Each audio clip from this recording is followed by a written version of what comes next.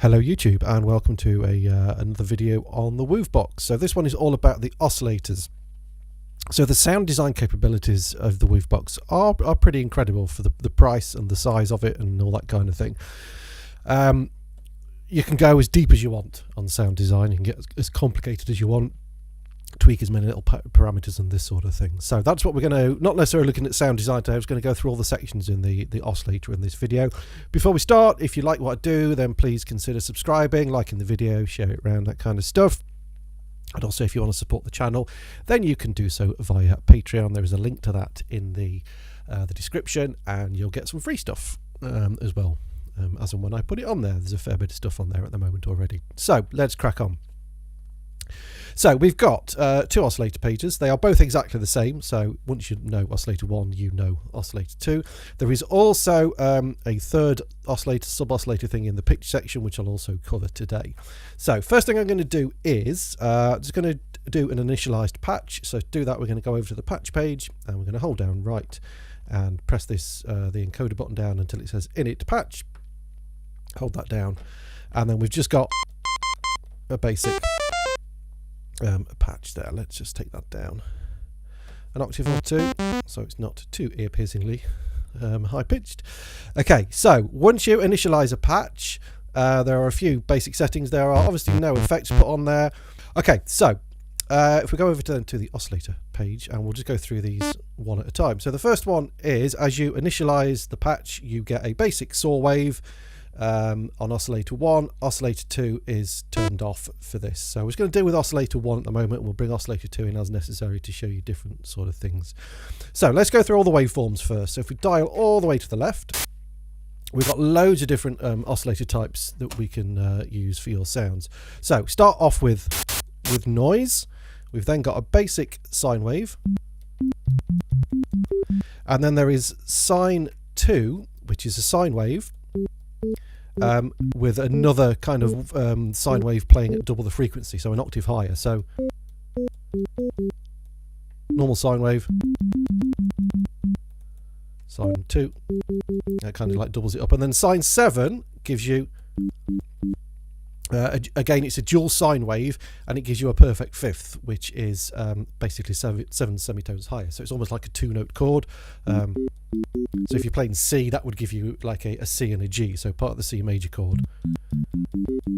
Okay, so they are your sine waves. We then have SIP1 and SIP2, which I'm going to come back to when we look at paraphonic things. We then got triangle wave, so I was going to go through the basic waves for now. Triangle wave, and then same as the other one, we've got triangle 2, which is a dual triangle, which is the same as the sine wave, where you get it with an octave higher, and then we get the seventh one again. And then you've got again the where have we got to? Lost track. Triangle wave, yep. And then we've got the triangle paraphonic parts, which is kind of like the same as the sine wave paraphonic parts, which again I'm going to cover later. So we then go on to the sawtooth waves, again standard kind of sawtooth here, and then we get the same kind of thing. A dual saw, again with one kind of the second one being an octave higher, and then the same thing with a seventh, and again the same things we have with the okay, then we've got the saw wave, the paraphonic things, saw 1 and 2. I think these are now labelled slightly differently too. No, they're not. It's just me not reading the manual properly. Okay, and then we're going to square waves. We've got the standard square wave. There's no, as such, I don't think there's like a direct pulse width modulation to the square tooth thing. So sorry, Nick Bat. Those who know will know what I'm talking about. I did read somewhere there was a way around it, which seemed a bit of a fiddle, but again, that's something I'll try and cover in later videos when I look at some sound design. So in square waves, we've got the standard square wave, and then as we with the others, we've got it with the octave higher, and then the seventh, and then we've got the paraphonic parts. We've then got a kind of like I don't know, a super saw, if you want to call it that. So this first one is 7 saw waves, detuned, which straight out the box give you a nice sound. So they are basically heavily detuned. The second one is moderately detuned, and then the third one is lightly detuned. We then have the fourth one is very lightly detuned. So you've got 4 different options for those. We've then got a factory sample kit, which on different kits has different things in there. I've not really played back with these much. I'm not entirely sure what sounds are in there, but I think for each sound category has, because we're in the arpeggiator sound at the moment, it has like a factory sample kit sound in there. We've then got we've then got the user samples, which are, we can select the slices from your from the samples. So on this one, I think I've got so my samples on user 1, sample kit 1, I've got like a vocal sample in there. So you can actually select your sample kits from there, which is quite useful. So sample 2, I've got like a kick on there. So this is stuff I've just sampled in. User sample 3, I've got some stuff down here. So yeah, you can access those as well as an oscillator. So that goes all the way up to 16. So that's all your 16 user sample banks. You can then have an audio input as an oscillator. So the first one is summed into a mono signal, which is init 2. And then in 1 is the left channel only, and in 2 is the right channel only. Okay, and then you can also actually use the delay units as an oscillator. So you can have delay unit 1 or delay unit 2, because we've got 2 delays in here. Again, I'm not going to go into that in this video because this is going to be way too long otherwise, but I will cover that in a later video with some sound design things, and like mop up a few of these bits that I've not covered in this one. So they are all your oscillators. Obviously, bags of different things to choose from there to get pretty much whatever sound you want. Next one along is pretty obvious. That is the volume of the oscillator. So you've got various different volume options on the Woovebox. So each oscillator has its own separate volume.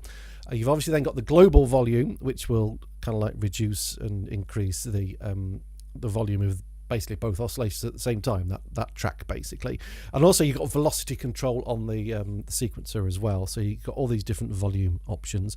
So at the moment we've just got oscillator 1. Let's just take this back to we'll just do a straightforward square saw. So if we go over to oscillator 2 and start to bring that in, now we're on noise there, so you can hear that coming in. So let's put a square on oscillator 2, and if we can just tune that down. Okay, so you can hear the two there together. So fairly straightforward, just the volume level of your oscillators. We've then got detuning options. So the first one is coarse, which basically takes things down by an octave. Again, let's go over to oscillator 2. So that oscillator 2 is now an octave lower than oscillator 1. If we take it down another one, okay, and you can go all the way down to 12 octaves, which I don't think you can hear on this, if you really wanted to. Okay, and then we've got the fine tune, which basically goes up 11 semitones. So you've got quite very kind of small increments on this. So 1 semitone. So that's going to give you that nice kind of detuned sound, just going up a little bit like that. And then when you get to 1, so this is 2 semitones up. So if I wanted to go like play, well, if we take it up 7 semitones, that's going to give us a fifth, which is what we did earlier with the saws and squares, etc. that do that. If we get it exactly on the 7. Okay, so that basically gives you fine tuning on the pitch in semitones. Okay, so that's the top row. Second row is then these two do where are we? This one is the depth of the amplitude envelope generator. So I generally will leave this on its full amount because that's just the way I kind of use it. Let's give you an example. So I'm just going to turn oscillator 2 off for a second, and on oscillator 1, if we give it some release, and we'll give it a bit of attack. Let's go there. Okay, so that's like with the amp envelope acting normally. If you want it to be less kind of, what's the word I want? Less intense, you can turn this down. So at 0, the amp envelope has no effect. We just kind of get this long note and then it cuts out. So if we turn it back up to where it was on 127, we're getting that. If we turn it down a bit, let's go like halfway at about 50. If I can get it there.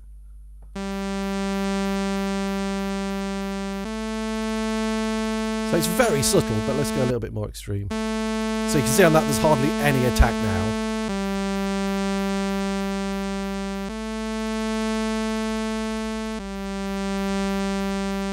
Okay, so coming from a modular world, I know some of the amp envelopes I've got on that, they have like slow, medium and high and this kind of thing on your amp envelope.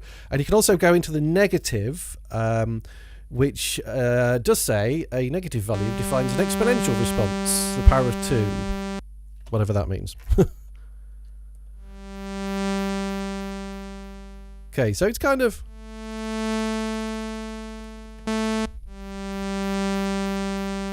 I think with a negative,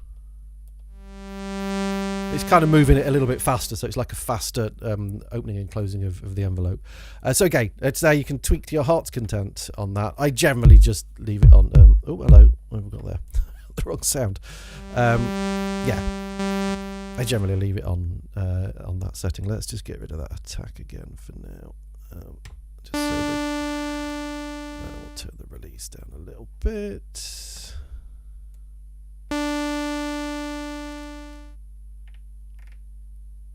Where has he gone? Amp envelope. Give it just a little bit of release. There we go. That's better. Okay, and then we've got the next ones along. We've got the retriggering for the pitch LFO and the amplitude LFO. So these two basically define what happens when with the LFO when a new note is triggered. So free is it's just kind of like the LFO won't restart. Whenever you press a note, it will affect, if you've got the LFO affecting the amp or the pitch, it will just affect it depending on where it is in its cycle. So you've got free, which is that one. We've got retrigger, so that will cause it to retrigger, and basically it will start the LFO from the beginning every time you press a note. And then you can also do it conditional, which will only cause the LFO to engage if the step that triggered the note has a valid when the condition-y thing. Again, I think the first, I mean, you can use that again, you know, because that means sometimes your LFO is only going to trigger on certain notes and not on others. Most of the time I just leave it on free or retrigger depending on which I want it to do. You got the same thing then with the pitch LFO, which does exactly the same thing.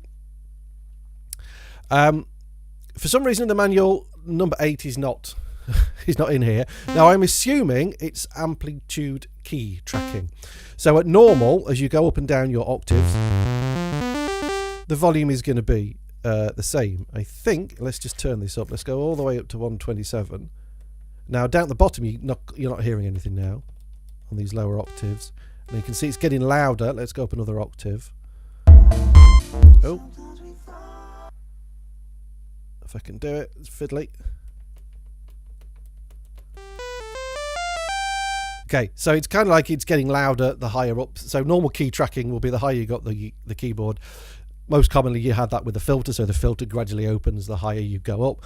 I'm guessing this does the same thing with the amplitude envelope. It gets louder as you go higher. But if you leave it on 0, it's going to act as normal. And I'm assuming the minus numbers does it the other way around. I'm only guessing at this because I've not found anything in the manual about it, but I'm assuming, let's try it out. Let's go minus 127. I don't know, it doesn't sound any different there, but I would assume that means it's going to get quieter the higher you go up the keyboard. But again, I'm just guessing at that.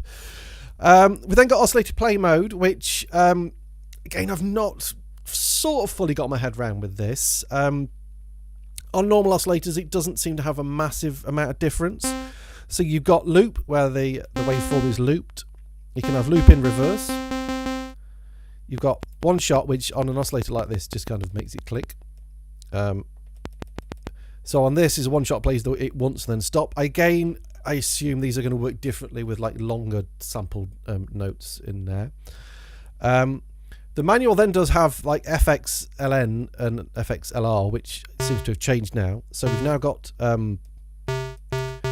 ping pong,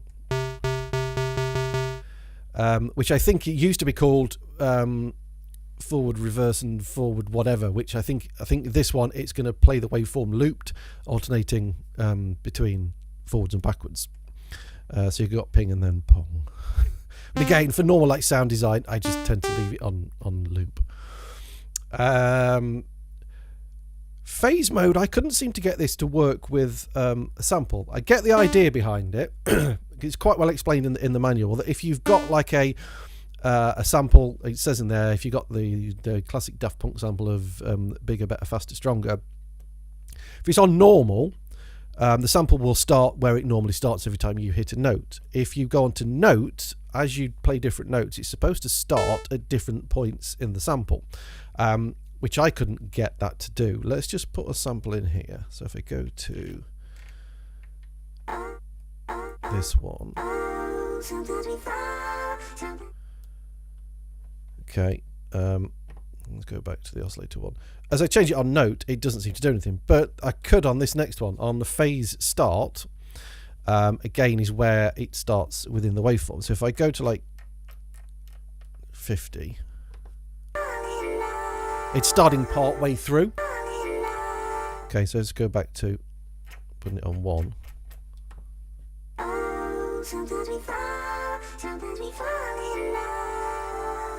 Okay, so that's the whole sample. So I want to start it part way through.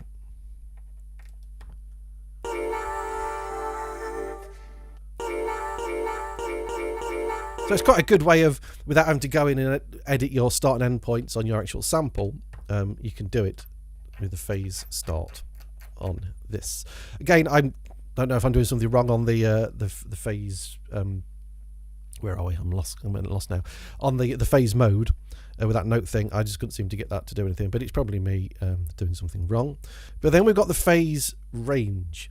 So the phase range, as it says in the manual, defines a range between the phase start, which is this one, and the end of the waveform, between which the waveform may start. So an example it's got in the manual is if you leave phase start at 0 and put this up to 100, it will kind of, as it says there, it will make the oscillator sound like a classic free-running oscillator found in analog synths. So let's give it a bit more release. And we'll bring oscillator 2 in for the purposes of this. And let's just tune that down. And if we do the same thing on oscillator 2, so that's with that on 100. Oscillator 1. Again, it's subtle differences. I think it's going to vary on, depending on what oscillator you're using. A lot of these things in here are very, very subtle differences, which I'm not always hearing, but again, that just maybe my really old ears. So I think the idea behind that one is, again, as it says in the manual, is the type of this thing, it'll kind of make it not quite sound exactly the same every time you play it. So it gives it like a bit of movement and it distinguishes itself from like static sampled instruments. So it's basically kind of a bit of a virtual analog, that's not even a word, a virtual analog emulation. So that's those again. I think a lot of these things, it's just playing about with it and using your ears as much as anything. What's the next one down here? We've got key follow. So this is quite an interesting one.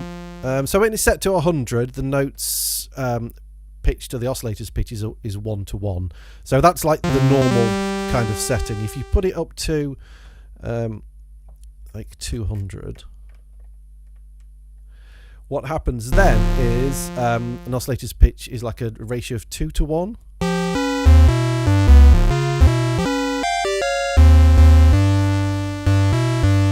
Okay. nice different kind of effects. Let's take that up a little bit higher.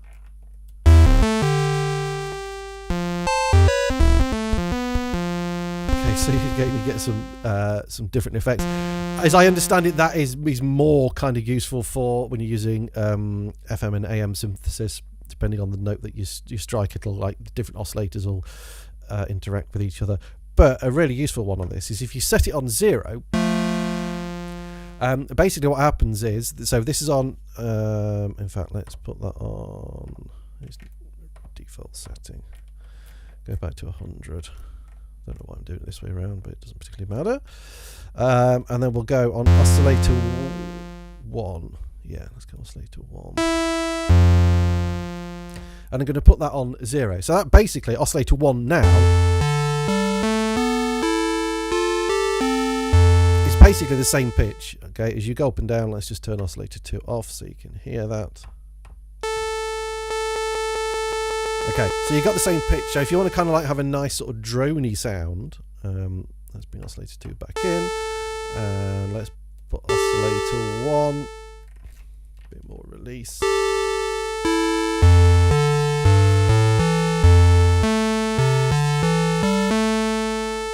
Let's take oscillator 2 down.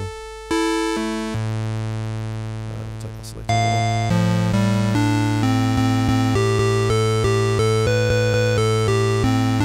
So basically, oscillator 1 is staying on the same note, and oscillator 2 is following its normal pitch, which is quite a cool little effect. I quite like that. But let's get it back to normal. Quite fiddly to get it back to 100. Ooh, that's fat. Okay, let's take that release down a little bit more now, so it's going to get a little bit in your face. We've then got, let's get back on the right page. We've then got different styles of oscillator.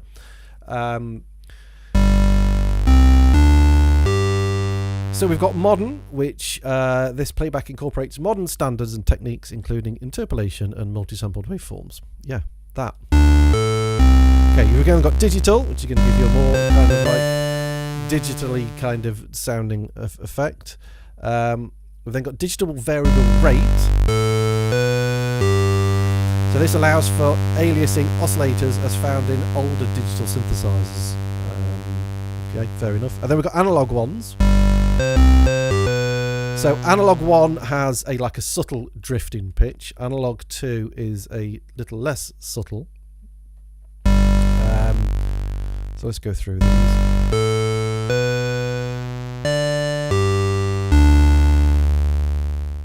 So I think analog 1 is kind of like subtle pitch emulation in sort of high quality pitch circuitry. I'm just looking at this from the manual.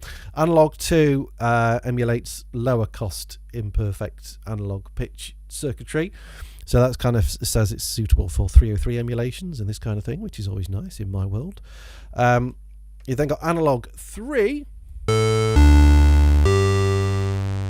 which emulates intentionally imperfect analog pitch circuitry, and then analog 4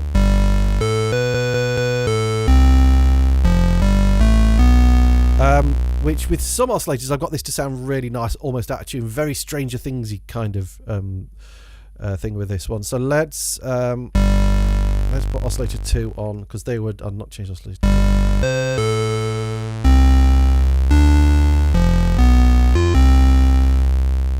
Okay, so you just get that nice, slightly kind of out of tune sound. Again, it's very, very subtle, but it is there. And I think the thing with the sound design on here is you can go as deep as you want, basically, or as not so deep as you want. It's entirely up to you.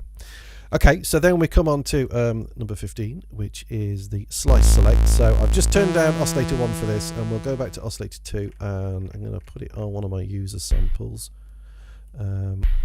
Which one had a few on it? I can't remember. Sorry. There we go, we've got a few on there. So we've got stuff on these slices down here. So the first option you get is 1 to 16. So the slice is determined by the slice parameter specified by a step.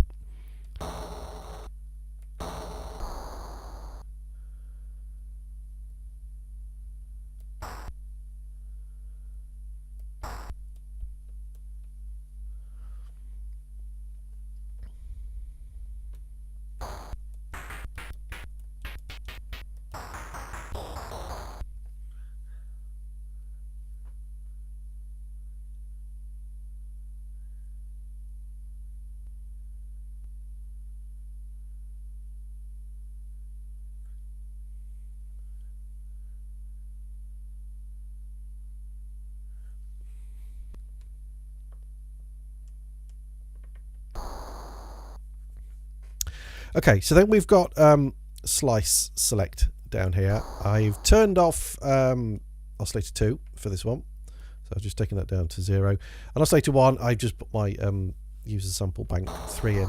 So the first one, if I'm honest, not entirely sure what that one's doing. But there you go. You've then got something to do with like multi-sampled. You've got multi-sampled 1 and 2. This one's to do with like multi-sampled instruments and choosing which pitch is closest to the target pitch. Again, not really use multi-sample instruments, so not fully got my head around that one. The one I use mostly is selecting the slice. So I've got nothing on slice 1 or slice 2, slice 3, which is this one. Nothing on there either. Oop.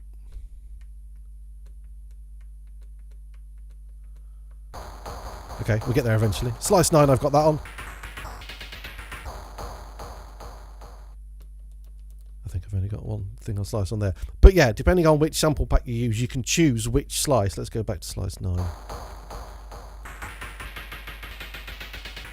And you can kind of play those up and down pitched on the keyboard. Like that. Again, bit of experimenting. Like I said at the beginning, some of this stuff I've not fully got my head around yet. And then the last one for this page is sample and hold, which is kind of all to do with like a little bit of bit crushy kind of stuff. And it plays the oscillator back at like lower sample rates. As you get higher, it kind of like degrades the sound a bit, as you can hear. Good for kind of emulating old samplers and stuff. So again, there's a fair bit of this stuff I keep saying I don't generally use a lot, but it's there if you want to use it. So let's just go back to another sawtooth again, and we'll bring oscillator 2 back in. So we've then got a third oscillator, a sub-oscillator, super oscillator thing, which is always going to be a sine wave, as I understand it. And this is accessed on the pitch page, and it's these two buttons over here. So the third oscillator can be configured to either follow oscillator 1 or oscillator 2. So if you turn your volume up clockwise, it's going to be kind of based against oscillator 1. If you go anti-clockwise, it's going to kind of bring it in against oscillator 2. Obviously depending on the pitch of the oscillator. So that's with it off. If I bring it in on oscillator 1, and here you can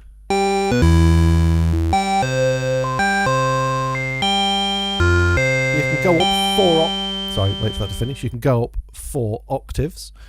Like I say, it is, as I understand it, it's just a sine wave, so you don't get a lot of like frequency messing up stuff in the background. And as you go down, it's going to be kind of like bringing it as more of a sub oscillator. So you can hear without, bring that in. Okay, really deep on that one. Now, when you get to 3 octaves down, what happens is it's got a 25 hertz brick wall filter. So as you go below 25 hertz, it won't play. So that's going to stop it getting too low and muddy in your mixers and all that kind of stuff. But that's quite useful as a bit of a sub-oscillator thing. For give you that nice kind of clean. I mean, I generally will use it like down there to give it some nice bottom end, you know, some sub bass or some harmonic layering and frequency doubling and all that kind of thing. Again, it's there to use to your heart's desire.